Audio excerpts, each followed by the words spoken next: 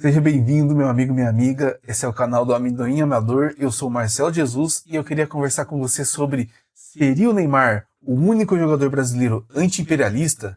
Fica comigo que você vai entender um pouco melhor dessa história. Bora lá?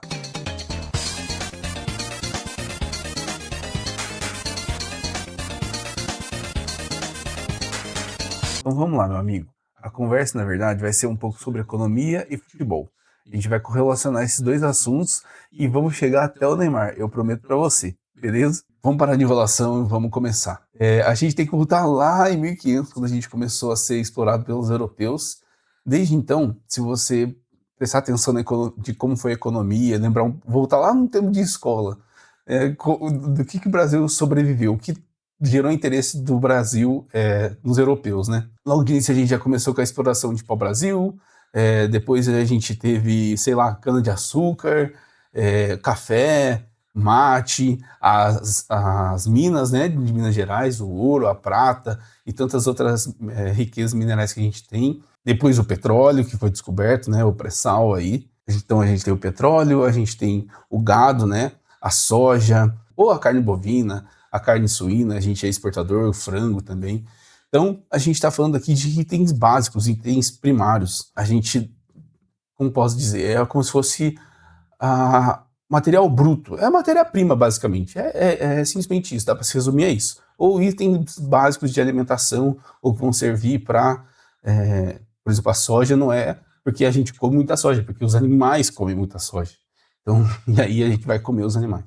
Mas você entendeu o que eu quero dizer. E qual que é o problema disso? É que, por exemplo, a gente exporta, a gente extrai petróleo lá no pré-sal, ou em qualquer outro lugar aí que o Brasil consegue, e exporta isso para fora, eles refinam, eles transformam em produtos, eles agregam um valor àquele produto, entende? Isso é o tal do valor agregado. Você pegou aquele produto e você transformou ele em uma outra coisa que gerou mais valor. Ele gerou mais valor, ele vale muito mais do que quando ele era uma matéria-prima básica. E o Brasil vai lá e compra tudo isso pagando muito mais caro. Então, desde então, a gente... Lógico que teve breves momentos que o Brasil tentou quebrar esses ciclos, tem a Era Vargas, tem JK, até na própria ditadura você tem ali alguns incentivos à industrialização nacional. Mas isso nunca foi forte o bastante para romper com as commodities como o serviço não, né? Mas como a principal fonte de renda da nação brasileira. E o que isso tem a ver com o futebol? Até ali a virada até os anos 80, né? E você começa a ter uma abertura maior do mercado internacional. Antes você já tinha também alguma abertura, tá? Mas que você realmente tem um boom ali que começa, que era mais nos anos 80, né? Com a Liga Italiana se abrindo aos estrangeiros. Aí nos anos 2000 você tem também as outras principais ligas do mundo se abrindo. A Liga Espanhola já tinha, né? Um pouco mais de abertura também. Mas eu tô falando de Bundesliga, a própria Premier League, né? E isso começou a atrair muitos jogadores brasileiros, que sempre foi jogadores de destaque. O Brasil sempre produziu muitos bons jogadores. E aí isso que gera aquela discrepância que, se você pensar na década de 70, 60, você tinha grandes esquadrões nos times históricos, a academia, o Santos de Pelé, os times você tinha o próprio Fluminense com o Rivelino e tudo mais. O Rivelino jogou no Corinthians também, né? Ou seja, todos o próprio Corinthians da Democracia. Então você tem grandes esquadrões de times, o Inter de Falcão, um outro exemplo. Tanto que a gente conseguia rivalizar com os times europeus quando tinha um confronto entre as equipes, né? Então o material produzido no futebol brasileiro ficava dentro do país, era trabalhado dentro do país, era utilizado dentro do país. Tudo isso interno. E aí quando você tem ali, na virada dos anos 90 para os anos 2000, uma maior profissionalização do futebol e um maior envolvimento da mídia também com o futebol, lógico que antes também tinha, né? Mas quando você tem o advento da própria internet e a própria globalização, com tudo, acho que esse é o principal fator, né? A globalização, isso faz com que o futebol vire um atrativo do mercado que antes ele talvez não era visto. Lógico que futebol é o pão e circo, tentar, é o lazer, é a distração, mas ela não era tão monetizada, vamos dizer assim, né? Os valores que envolviam o futebol eram muito menores, os salários dos jogadores eram menores, os valores de transferência eram menores, tinha clube que não tinha patrocínio, porque conseguia viver de bilheteria, de venda de camisa e tudo mais. O Barcelona, até meados dos anos 2000, utilizava o patrocínio da Unicef, porque ele não tinha patrocínio e cedia o espaço para a Unicef como uma forma de apoio, né? Para você ter noção de como não era tão agressivo o capital dentro do futebol, né? Mas a partir do momento que há essa globalização e o futebol passa a ser cada vez mais midiático e transformar os jogadores em celebridades, próprio advento do Cristiano Ronaldo, do Messi, olha o tamanho, lógico que são dois grandiosíssimos jogadores e merecem a repercussão que tem, vamos dizer assim, mas é muito potencializado pela questão da globalização, de que todo mundo conhece aqueles caras, de que você vê ele na mídia o tempo todo, ele tá passando propaganda, na propaganda da TV, tá lá o Cristiano Nuclear Man. Você tem também as bets, né? Agora mais recente, mas no futebol europeu já tinha chegado há algum tempo, já Betwin, não sei o nome, mas patrocinou o Milan, eu lembro de camisa do Milan, que patrocina, Bwin, né? O próprio Real Madrid também já foi patrocinado por casa de aposta. Então lá esse dinheiro já corre há muito tempo e agora está chegando no Brasil, né?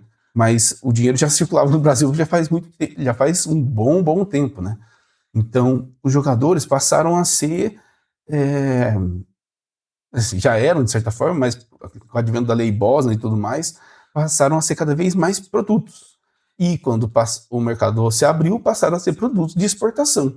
E conforme, lógico, o futebol brasileiro sempre teve uma grande repercussão mundial, mas a gente tem muito incentivo ao futebol na cultura, mesmo que hoje a gente não veja tantas crianças brincando na rua ou jogando bola, a gente vê esse incentivo minguando, mas não é exclusividade do futebol, né? Em várias outras áreas, mas mesmo assim você tem o futebol intrínseco à cultura brasileira desde o século passado, né? Desde o século XX. Então, você produz muitos bons jogadores. E isso se você produz muito, você tem muita matéria-prima, vamos dizer assim, você tem um jogador bruto ali, você pode exportar e o cara lapida lá fora, e aí ele passa a ser um ativo interessante dentro do mercado europeu. E o mercado europeu percebeu isso, que tinham muito bons jogadores e que eles talvez não precisassem pagar tão caro, ou que eles poderiam comprar bem mais cedo e pagar muito mais barato e depois fazer muito dinheiro com aquele jogador lá dentro do mercado dele. Ele vai estar jogando numa grande vitrine, numa grande liga, num grande clube, vai estar nos principais mídias, né? E aí ele vai se valorizar e vai ser revendido muito mais caro e a roda do capital gira. Então a gente tem jogadores aqui comprados antes dos 18 anos, já certos para irem para outros clubes. Do Palmeiras tem sido um recente exemplo disso, mas a gente tem o próprio Flamengo com o Vini Júnior, com o Lucas Paquetá, Renier, que acabou não dando tão certo, né? Mas você tem vários casos, já tinha o caso daqueles dois irmãos, o Fábio e o... aqueles dois laterais do Manchester já estavam acertados desde os 16 anos com eles e já foi direto para lá. O próprio Marcelo no Fluminense. Então tem vários casos que os caras pegam aqui muito cedo, depois o cara é revendido muito mais caro lá na Europa. Então o que aconteceu? O jogador brasileiro é matéria-prima, a gente não trabalha ele, a gente não tem tempo, a gente só... achei um jogador, tá aqui, ó. Tem um jogador aqui que surgiu na minha base. Agora eu quero vender. Porque daí eu só descobri o cara, vendo ele, e aí lá na Europa o cara é lapidado, vai para um time médio, um time pequeno, e é vendido depois por 10, 15, 20 vezes o valor que tinha sido pago nele originalmente, né? Fora que mesmo se não vender essa lapidação e o auge da carreira do jogador vai ser lá, né? Quem vai usufruir da qualidade do jogador, de todas as valências que ele conseguir desenvolver e tudo mais, vai ser aquele mercado e não aqui. Eu não vou estar vendo ele no meu time, por mais que ele tenha surgido aqui, né? Eu vou falar assim, olha lá que legal o Estevão jogando na Premier League, fazendo gol no Barcelona. Tá, mas eu gostaria mais de ver ele jogando um jogo da Libertadores aqui pelo Palmeiras, né? Por mais que ele seja valorizado, que leve o nome do Palmeiras para o mundo, eu gostaria mais de ter ele aqui. E aí, acho que a gente pode dizer que hoje está rolando muito mais dinheiro no futebol brasileiro e a gente tem os dois times de grande destaque, que é o Palmeiras e o Flamengo, óbvio. Mas você pode pegar também o River e o Boca, que são outros dois times que estão sempre batendo nas fases finais, né? Mesmo que eles estejam em má fase, mais o Boca em má fase, apesar que o River também, né? Tá jogando Sul-Americano esse ano. Mas eles frequentemente lutam. Geralmente são, vamos dizer assim, os times que dão medo hoje em dia, né? Eles têm bons times. O Palmeiras e o Flamengo, por exemplo, tem elencos destacados. O elenco do Palmeiras hoje é muito bom. E o do Flamengo, para mim, é ainda melhor. E o do Flamengo, dá pra gente dizer que eles têm esse elenco excelente desde o que? 2017, 2018. Que antes de ter aquela temporada mágica de 2019, eles já tinham um bom time. E vinha que a questão de cheirinho, eles chegavam e ganhavam, mas eles já tinham construído um bom elenco. E foi se fortificando. E aí você pode pegar o auge deles, vamos pegar 2019. Você tem. Aquele time era excelente, né? Beleza. Mas os grandes destaques deles eram jogadores que vinham da Europa, mais velhos, e que já não estavam rendendo tanto para ficar lá. E que para receber o que eles recebiam, o que eles queriam receber, só o Flamengo ofereceu. Né? Não tô falando que foi uma estratégia errada. Deu muito certo o Flamengo, porra. Tiveram a temporada mais. Não vou dizer que é a mais bonita da história deles, porque eu não conheço, tem um vídeo lá atrás. Mas uma temporada histórica. Vamos matar por aqui, né? Mas você tem o quê? O Diego Alves, que estava vindo muito mais velho, final de carreira. Você tinha o Diego Ribas, que também estava mais velho que no final de carreira. Você tinha o Rafinha, o Felipe Luiz, todos no mesmo cenário. Você tinha Pablo Mari, que era um jogador que estava na segunda, que não tinha conseguido dar certo nos grandes times e estava na segunda divisão da Espanha. E aí o Flamengo foi lá pegar porque achou que tinha uma boa valência. O jogador deu certo e até voltou a ser valorizado e jogou no Arsenal, na Fiorentina e outros clubes. Mas estava desvalorizado para o mercado europeu. O Gabigol tinha batido lá e não tinha dado certo. O Pedro bateu lá, não deu certo. O Arrascaeta estourou muito tarde na América do Sul e não chamou tanto destaque da Europa. Não valeu a pena para a Europa levar ele, vamos dizer assim.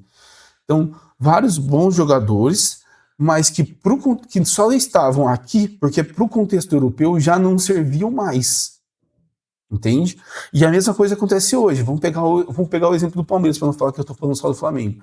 O Palmeiras tem ali o Vitor Roque, um jogador de destaque, a Europa até apostou, bateu lá, não deu certo. Não deu certo e a Europa falou assim, eu não quero.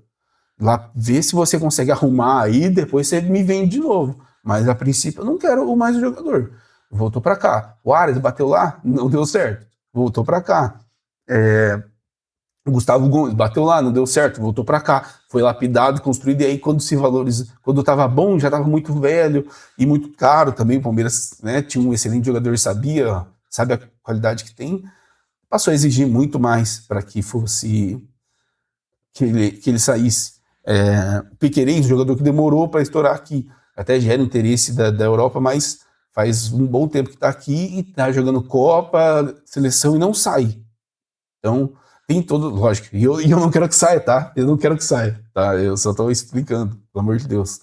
Felipe Anderson até tinha interesse da Europa, mas era um jogador mais velho e que talvez queria receber um pouco mais. Lógico, tinha toda uma questão pessoal para ele vir para o Brasil. Mas também era um jogador já não era tão atrativo para a Europa. Tinha o interesse da Juventus, mas não acho que. E a gente vê. Eu gosto do Felipe Anderson, tá? Eu tô nas trincheiras por ele, eu ainda acredito que esse cara vai dar certo no Palmeiras.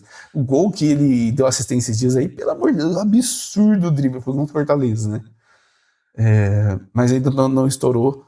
E eu tenho esse entendimento, que eu acho que para a Europa já não daria mais. E todo o elenco do Palmeiras é assim. O Carlos Miguel, sei lá, o Kelvin bateu na Rússia, voltou. O Giai ainda é jovem, o Palmeiras está lapidando, e isso um outro assunto. Qual que é a questão? Você já entendeu o que eu quis dizer quanto à questão dos elencos, né? A gente tem bons times, no Brasil 2 excelentes times, e você tem também na Argentina o River e o Boca. Você pode dizer que tem bons jogadores, como, sei lá, o Paredes no Boca, mas o Paredes voltou porque ama o Boca e por toda uma situação que ele quis voltar. Mesma situação do Paquetá, por exemplo, que era um jogador que tinha, sim, mercado na Europa e quis voltar. Mas por quê? Porque queria voltar para o Flamengo, um cenário específico, uma condição específica. Quando os outros jogadores que fizeram isso, né? Outros, pode dizer o Adriano e o Romário, também voltaram por uma condição muito específica, né? Não foi para ser lapidado, não foi porque não estava dando certo, foi porque queriam voltar por questões psicológicas, parentais, de acomodação da cidade, de cultura, e eles optaram por vir para cá. Mas não foi um movimento que um clube fez, e foi pensado para tentar romper com isso. Foram ocasiões muito particulares. E o Brasil tem dois exemplos que é muito claro, que é o Flamengo e o Palmeiras, que são as duas principais bases do país hoje. Até se você pegar as últimas grandes transferências, vieram desses dois times, né? O Paquetá, o Vini, o Estevão, o Luiz Henrique, o Luiz Guilherme, o Endrick, o Vitor Reis. E você tem ali um Rodrigo no Santos, um Beraldo no São Paulo, pontuais. Mas as duas grandes bases que conseguem vender os jogadores muito caro são o Palmeiras e o Flamengo. E isso gera muita renda para eles. E também potencializa com que eles tenham mais destaque hoje. Inclusive para que eles tentem, de alguma pequena forma, quebrar um pouco esse ciclo e tentar trabalhar um pouco mais o jogador aqui antes de vender.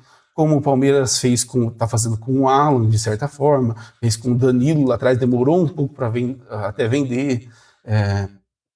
Mas ainda em tese, em regra, Palmeiras e Flamengo vendem tão cedo quanto todos os outros. Assim que podem, vendem. É muito raro eles negarem, e geralmente quando negam é por uma condição específica. O Palmeiras estava disposto a vender o Alan, tinha até no orçamento desse ano que teria que fazer mais receita com vendas, mas tem toda uma questão de não acharem uma reposição a esse momento tão boa quanto o Alan, e aí vai ter que segurar o jogador. Tem também a questão de que a Copa do Brasil ficou um pouco mais atrativa e mais fácil, vamos dizer assim, porque não tem times que seriam rivais diretos, né, em termos de qualidade, como o Flamengo ou o Cruzeiro, acho que já caiu também, se eu não me engano. O próprio Botafogo já caiu. Então você tem o Corinthians, que também é um rival que tem atrapalhado o caminho do Palmeiras, também já caiu. Então ficou mais atrativo e o prêmio é muito alto. Então isso pode suprir, de certa forma, a falta de não ter vendido o Alan, por exemplo, né? Mas não é porque o Palmeiras está, nossa, não, vou mudar a forma de ver o futebol e a economia do futebol. Não, ele continua na mesma toada. E aí vem, por que a gente conversou tudo isso? O que o Neymar tem a ver com essa porra? Por que o Neymar é anti-imperialista? Então, o Neymar, ele foi o único cara que ele tentou quebrar um pouco com isso.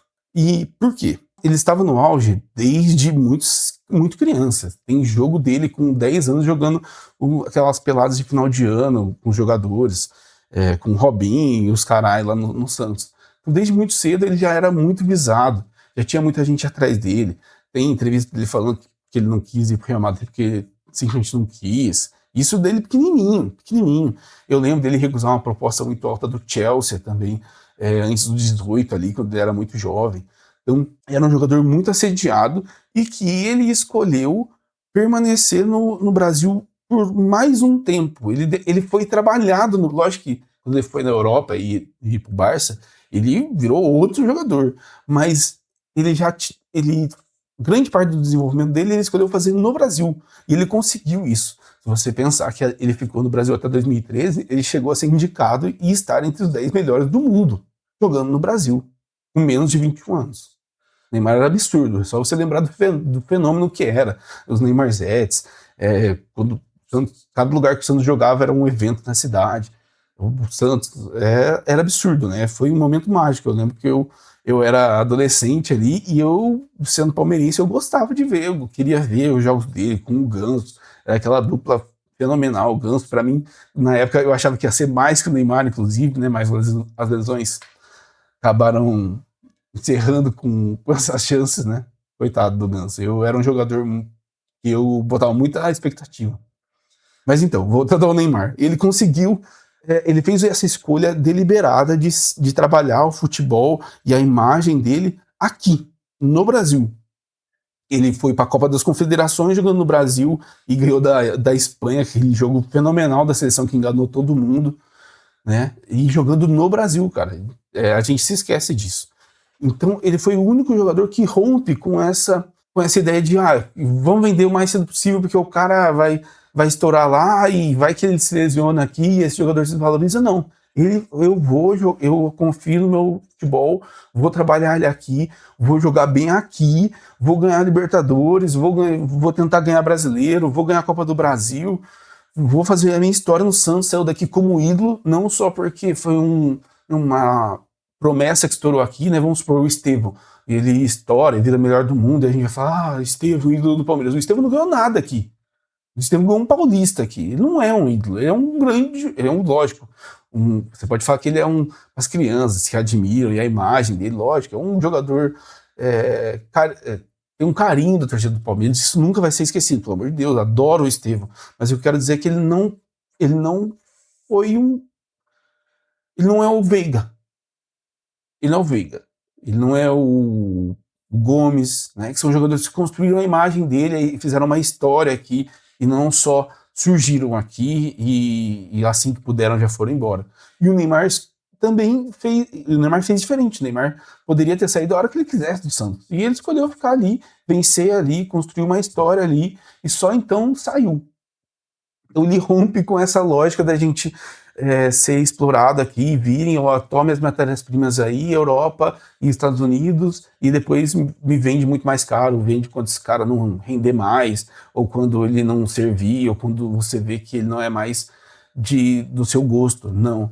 O Neymar, ele estourou aqui, todo mundo queria assistir o Neymar aqui, tinha interesse, tinha que falar assim, não, vou ter que assistir o Brasileirão, vou ter que assistir lá Santos e Goiás para ver Santos e Atlético. Eu não queria ter 4 gols no Atlético uma vez, que foi um jogo absurdo. Porra, olha o interesse que se gerava. E ele tava fazendo isso aqui, não era na La Liga. Aí eu vi isso aqui no Brasileirão. Eu vi o Palmeiras ganhar desse cara. Eu vi o Palmeiras ganhar no aniversário dele com gol de Juninho.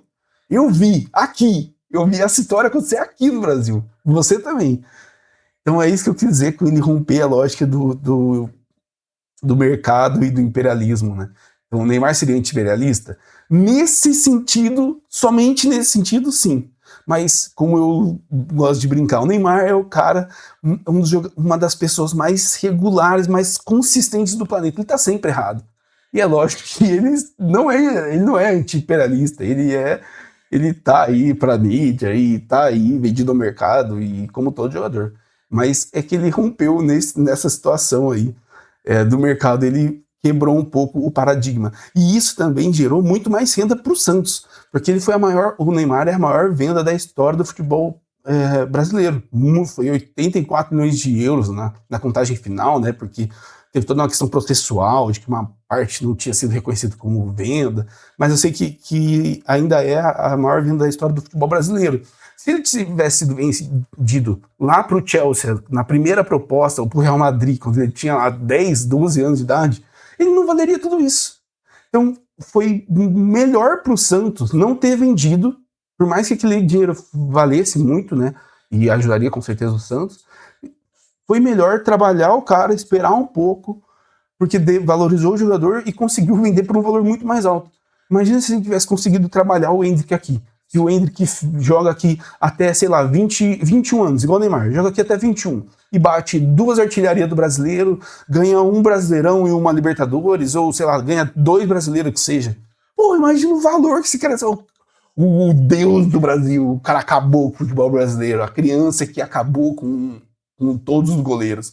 Porra, seria muito, por mais que ele já fosse valorizado, ele tinha toda uma promessa e um boom no Endrick, imagina ele fazendo igual o Neymar, trabalhando a imagem dele aqui para depois sair. Ele não teria passado por nada disso do Real Madrid e ele teria chegado lá para ser titular, igual o Neymar chegou no Barça. Neymar não chegou para ser banco. Neymar chegou e foi titular. Primeiro jogo do cara, ele meteu. Tudo bem que ele saiu do banco que estava se adaptando, mas meteu o gol lá na Recopa dos caras e ganhou.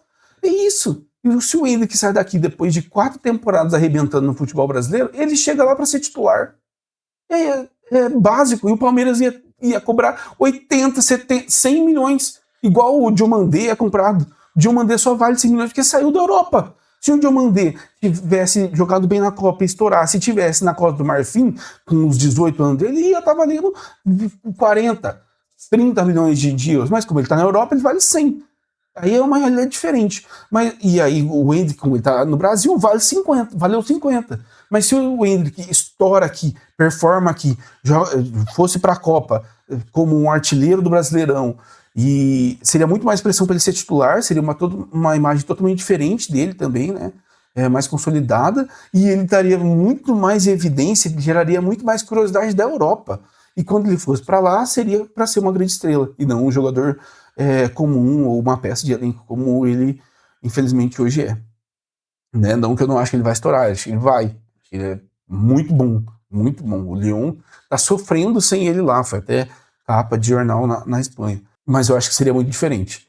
Então, o futebol brasileiro ele é reflexo do que é a economia do país. É a mesma lógica. A gente descobre uma fonte primária e vende assim que a gente pode.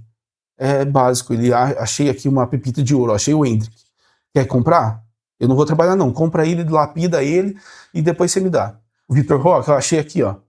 Serviu? Ah, lapidou, não deu muito certo, que acho que eu danifiquei a peça. Toma aí, vê o que você faz. Aí devolveu para nós tá trabalhando ele aqui. E é isso. É a lógica de mercado de terceiro mundo e o futebol brasileiro não foge a isso, infelizmente. Eu sempre vou bater nessa tecla, sempre vai me gerar uma indignação. Eu acho que nós temos como melhorar o futebol brasileiro e isso deveria ser uma das pautas iniciais, depois de arbitragem e tudo mais, né? E qualidade de gramado e tudo. Depois a gente tem que discutir isso. As nossas promessas têm que ficar mais tempo aqui. E algumas promessas têm que conseguir, a gente tem que gerar interesse para que elas queiram ficar aqui por mais tempo, até a vida inteira. Ou saírem num momento e voltarem, como o Zico e outros, mas construírem histórias aqui. Hoje a gente fica só com quem não serve. São bons, eu gosto muito do elenco do Palmeiras. Olha tudo que a gente fez nos últimos anos, aí, nessa última década, desde 2015, com esses jogadores que não servem. O Brasil tem muita qualidade, ainda fica muita coisa boa aqui. Mas quem é bom mesmo, tá lá fora. É isso, se você gostou do vídeo, deixa sua curtida aí. Se você gostou do assunto que quer ver mais vídeos assim, se inscreve no canal, eu tenho feito mais vídeos longos. Se você é palmeirense, eu também posto os informes do jogo, com algumas informações que eu acho interessante para quem vai assistir a partida, vai se programar, né, onde assistir, que horário e tudo mais. Então dá uma moral aí, curte. E é isso, galera. Um bom final de semana para você e um abraço.